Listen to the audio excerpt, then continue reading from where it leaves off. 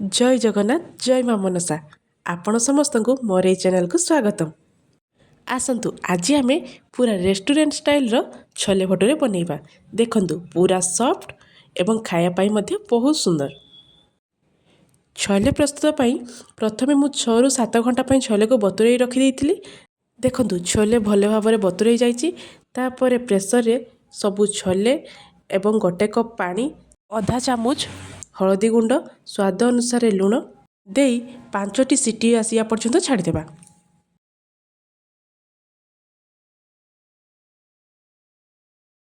ये देखंतु छोले भल भाव में सीझी जाइछि। पाखापाखि 70 ରୁ 80% सीझी जाइछि। तापर गैस रे गोटे कढ़ई बसिबा। सेथिरे किछि सुरिस तेल नेबा एवं तेल भल भाव में गरम होगा छाड़ीदेबा। तेल भल भाव में गरम होला परे सेथिरे किछि गोटा गरम मसला पकेइबा एवं मु 3टी बड़ पियाजर पेस्ट बनै नेछि ताकू सेथिरे पकेइबा एवं ब्राउन कलर हैला पर्यंत एमिति कंटिन्यू गुड़ाई चलिबा। पियाज ब्राउन कलर हैला भितरे चलंतु आमे चा प्रस्तुत करि नेबा। चा पीवा पाई नुहे छोले रे पकेइबा पाई प्रथमे गोटे पैन रे गोटे कप पानी देबा। सेथिरे गोटे चामच चा पत्ती पकई 5 मिनिट पर्यंत फुटिया पाई छाड़ी देबा। 5 मिनिट पर ताकू छाणी नेबा एवं देखंतु एडी पियाज ब्राउन कलर होई गलानी। तापर सेथिरे 2 चामच अदा रसुण रे पेस्ट पकेइबा एवं आधा चामच गोटा जीरा पकई मसला को भल भाव में कषि नेबा। एबे मु 2टी टमाटो को भल भाव में पेस्ट बनै नेछि।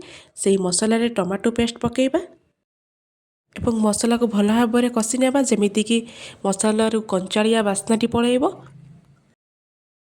देखंतु मु एठी गोटे गिनारे सब प्रकार मसला नेछि जेमिति कि आधा चामच हलदी गुंड स्वाद अनुसार लुण गोटे चामच लंका गुंड गोटे चामच कस्तूरी मेथी गोटे चामच जीरा गुंड गोटे चामच गरम मसला गुंड एवं 2 चामच छोले मसला। यह सब आम से मसला रे पकेइबा एवं आधा कप पानी दे मसला को पुणी थरे भल भाव में कषि नेबा। एबे देखंतु मसला भल भाव में कषि होई गलानी। सेथिरु तेल मध्य भल भाव में बाहरी हो गलानी। एबे चलंतु आमे सिझी रखिथिबा छोले को सेथिरे पकेइबा एवं पुणी थरे 5 मिनिट पर्यंत कषि नेबा। छोले सिझिया पई आ जेतिकी भी बाकी थिबो एही मसला रे मध्य सिझी जिवो।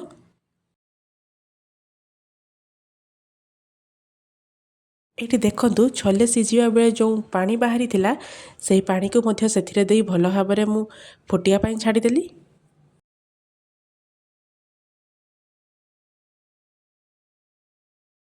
एबे देखंतु आ जेतिकी भी छोले सिझिया पई थिला ए मसला रे ही से सब सिझी जाइछि।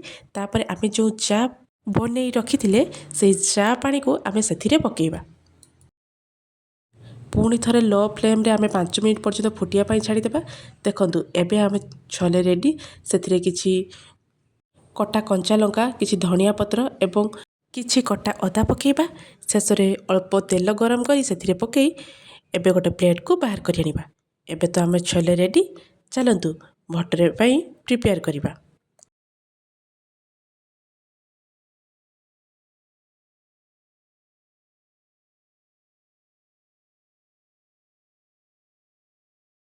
एबे आमे भटरे पई 2 कप मैदा नेबा। सेथिरे आधा कप सुजी देबा।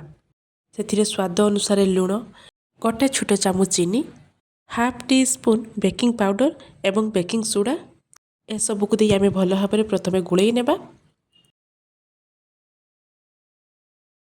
देखंतु एठी आमे भल भाव में मैदा सुजी सबू को भल भाव में आमे एठी गुळेई नेचे।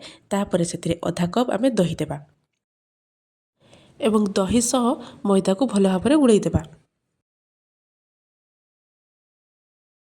तापर सेथिरे अल्प अल्प करी पानी देई भल भाव में गोटे डो बनै नेबा जेमिति कि डोटी बेसी हार्ड नथिबो सॉफ्ट थिबो।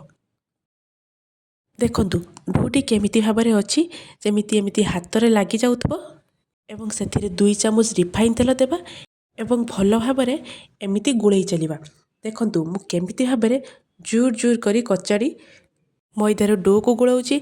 एमिति जूर जूर 10 ରୁ 12 थर करिवे काहेकि ना एमिति गुळेइले आमे सेथिरे जो सुजी देइथिले पानी भल भाव में एब्जॉर्ब करि नबो एवं भटुरे मध्य भल भाव में फुलिबो। एमिति गुळेई गोटे घंटा पाई आमे छाड़ी देबा। एमिति हटकेसरे ही रखिदेवे कहीं बाहर पवन जमी मैदा देहरे न लगे। एवं रखिबा समय मध्य 2 चामच रिफाइन तेल लगेदेवे। देखंतु एठी गोटे घंटा पर आम मैदार गुला को बाहर करनेबा एवं एसबू पुणी थे 5 मिनिट चकटी नेबा। देखंतु एसबू आ हाथ में लगी जाऊ नहीं एवं एसबू को रुटी भली छोट छोट गोल आकार गुला करनेबा। आम भटूरे को बेलिया प्रथम चक्की रे रिफाइन तेल लगेदेबा एवं भटूरे को बेलीदेबा। भटूरेटी जमीती बेसी पतला हेब नहीं कि बेसी मोटा हेब नहीं। मन रखिथिबे भटूरे आमे बेलिबा पूर्व गैस रे गोटे कढ़ई बसी रिफाइन तेल दे तेल को भल भाव गरम करनेबा। तापर गोटे गोटे करी भटूरे बेलिबा एवं छाणीबा।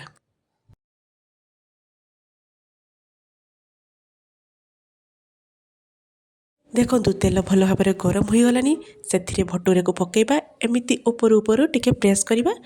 देखंतु केते सुंदर भावे भटूरेटी फुली जाउची